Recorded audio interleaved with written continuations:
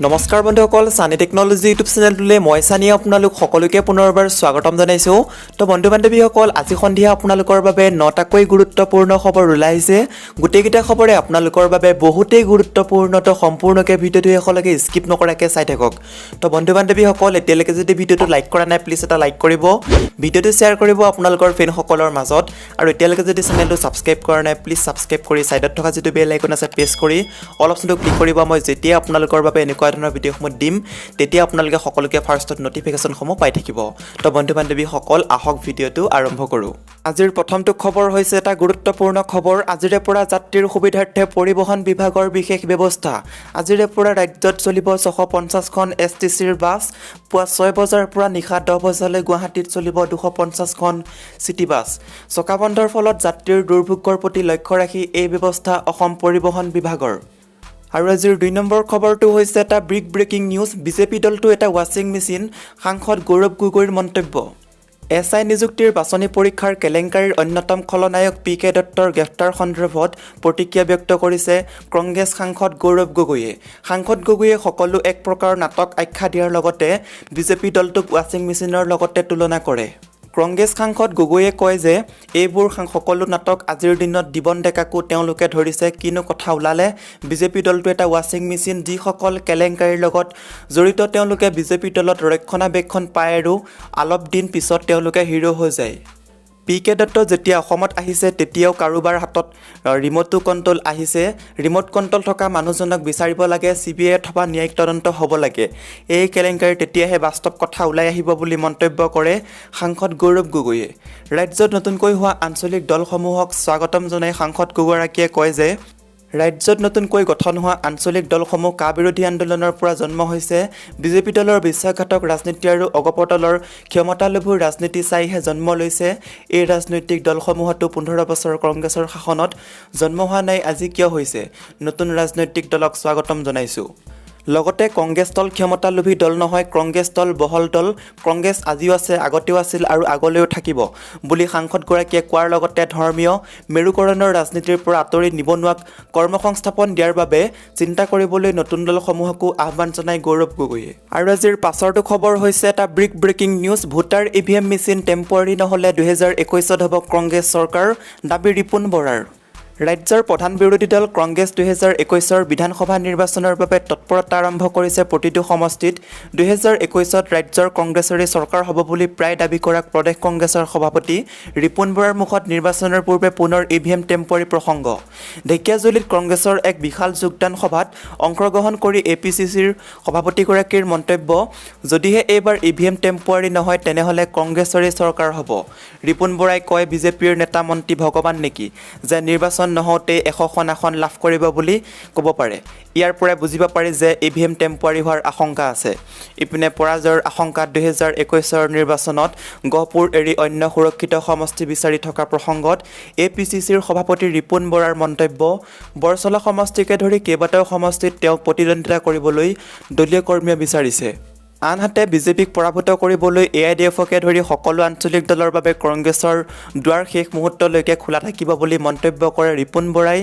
উল্লেখ্য যে ঢেকীয়াজুলিৰ ৰাজীৱ ভৱনত ব্লক কংগ্ৰেছৰ উদ্যোগত আয়োজিত যোগদান সভাত বিশিষ্ট ব্যৱসায়ী তথা সমাজকৰ্মী বেণুধৰ নাথকে ধৰি 5 শতাধিক বিভিন্ন দলৰ লোকে কংগ্ৰেছ দলক ৰিপুণ বৰাৰ উপস্থিতিত যোগদান কৰে।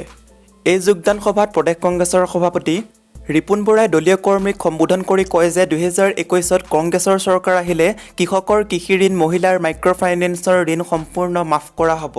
বিজেপিক সমালোচনা কৰি বৰাই লগতে কয় যে বিজেপি দল এটা ফাঁকিবাজৰ দল, কেৱল মিছা কথা কৈ ভোট লোৱাৰ বাহিৰে বিজেপি দলৰ একো কাম নাই। বিজেপি দল দৰিদ্ৰ কৃষক বিৰোধী দল, বাকী আৰু ফাঁকিত চলিছে বিজেপি চৰকাৰ। সেয়েহে অসমৰ মানুহে সিদ্ধান্ত লৈছে পূৰ্বে যি ভুল কৰিলে সেই ভুল 2021ত নকৰে। গতিকে 2021ত ৰাজ্যত হ'ব কংগ্ৰেছ চৰকাৰ। আৰু আজিৰ পাছৰ খবৰটো হৈছে এটা ডাঙৰ খবৰ, এটা ব্ৰেকিং নিউজ। অখিলৰ বিৰুদ্ধে পুনৰ ন্যায় দ্বাৰস্থ হৈছে গুৱাহাটী উচ্চ ন্যায়ালয়ৰ।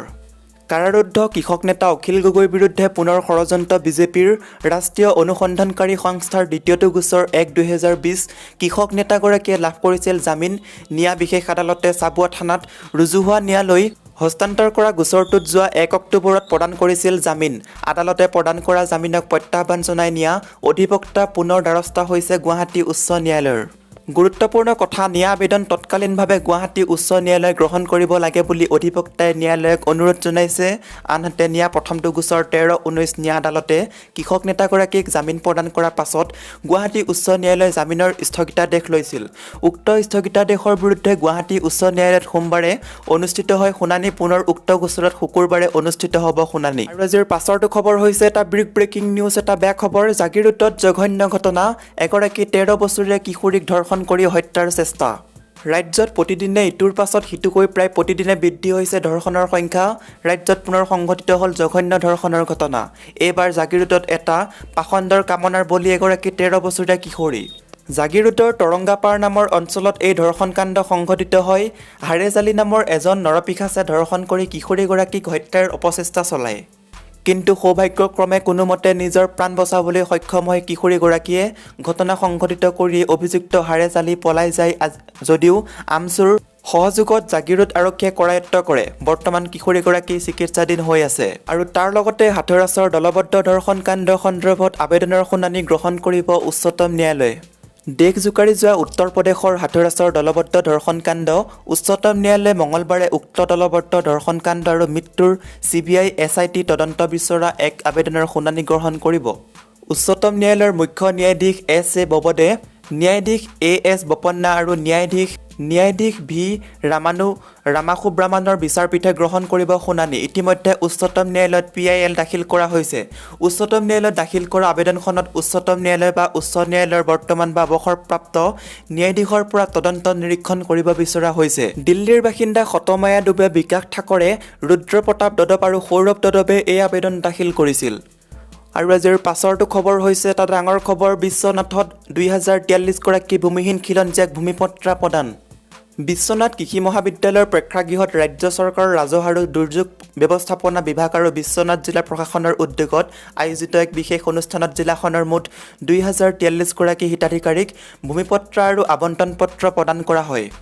খাদ্য আৰু অসামৰিক যোগান বিভাগৰ উপ পৰিদৰ্শক ভৱেন কুমাৰে আঁতধৰা সভাত অসম চৰকাৰৰ জ্যেষ্ঠ কেবিনেট মন্ত্ৰী ৰঞ্জিত দত্ত মুখ্য অতিথিৰূপে উপস্থিত থাকে।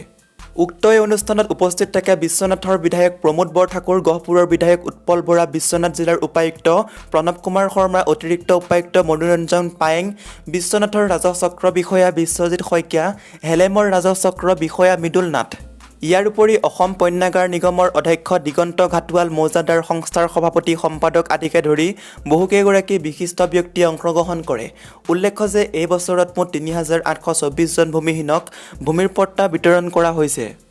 আৰু আজিৰ পাছৰটো খবৰ হৈছে এটা ব্ৰেকিং নিউজ। অহা 15 অক্টোবৰৰ পৰা খুলিব চিনেমা হল। চৰকাৰে দিলে কেতবোৰ নীতি নিৰ্দেশনা। লকডাউনৰ বাবে বন্ধ হৈ থকা চিনেমা হলসমূহ অহা 15 অক্টোবৰৰ পৰা পুনৰ খুলিব। কিন্তু এই সময়ত কঠোৰ নীতি নিয়মৰ মাজেৰে চিনেমা হলটো পৰিচালিত হ'ব। কেন্দ্ৰীয় মন্ত্ৰী প্ৰকাশ জাভেদকাৰে এই সন্দৰ্ভত নীতি নিৰ্দেশনা জাৰি কৰিছে। মন্ত্ৰীজনৰ মতে চিনেমা উদ্যোগৰ লগত জড়িত লোকৰ সৈতে আলোচনা কৰিহে নীতি নিৰ্দেশনা জাৰি কৰা হৈছে। উল্লেখ্য যে গৃহ মন্ত্ৰালয়ে চিনেমা হলসমূহ অহা 15 অক্টোবৰৰ পৰা খুলিবলৈ অনুমতি প্ৰদান কৰিছিল। যাৰ পৰিপ্ৰেক্ষিতত তথ্য আৰু সম্প্ৰচাৰ মন্ত্ৰালয়ে আজি কেতবোৰ নীতি নিৰ্দেশনা জাৰি কৰিছে। তাৰে কেইটামান নিৰ্দেশ হৈছে: 1 নম্বৰতে দিছে চিনেমা হলৰ ভিতৰত সামাজিক দূৰত্ব পালন কৰিব লাগিব আৰু 50% দৰ্শকে চিনেমা উপভোগ কৰিব পাৰিব। লগতে এটা ছিট এৰি আন এটা ছিটত দৰ্শক বহিব লাগিব। 2 নম্বৰতে দিছে সকলোৱে আৰোগ্য সেতু এপ ডাউনলোড কৰিব লাগিব। 3 নম্বৰতে দিছে চিনেমা হলৰ ভিতৰত হাত ধোৱাৰ ব্যৱস্থা আৰু চেনিটাইজাৰ ৰখাৰ ব্যৱস্থা কৰিব লাগিব। 5 নম্বৰতে দিছে প্ৰত্যেকজন দৰ্শকৰ থাৰ্মেল স্ক্ৰিনিং কৰা হ'ব। 6 নম্বৰতে দিছে অনলাইন টিকটৰ ওপৰত বেছি গুৰুত্ব প্ৰদান কৰা হ'ব। 7 নম্বৰতে দিছে খোৱা বোৱা সামগ্ৰী পেকেজিং কৰাৰ ব্যৱস্থা কৰা হ'ব। 8 নম্বৰতে দিছে চিনেমা হল সম্পূৰ্ণৰূপে চেনিটাইজ কৰা ব্যৱস্থা কৰা হ'ব। আৰু আজিৰ পাছৰটো খবৰ হৈছে এটা ব্ৰেকিং নিউজ। বন্ধ বাছৰ চলাচল, যাত্ৰীৰ হাহাকাৰ, চকা বন্ধত স্তব্ধ ৰাজ্যৰ স্বাভাৱিক জীৱন। বিভিন্ন দাবীৰ সমৰ্থনত সদৌ অসম মটৰ পৰিবহণ সংস্থাই আজিৰে পৰা আহ্বান জনোৱা অনিৰ্দিষ্টকালীন চকাবন্ধৰ ফলত স্তব্ধ হৈ পৰে ৰাজ্যৰ স্বাভাৱিক জীৱন যাত্ৰা।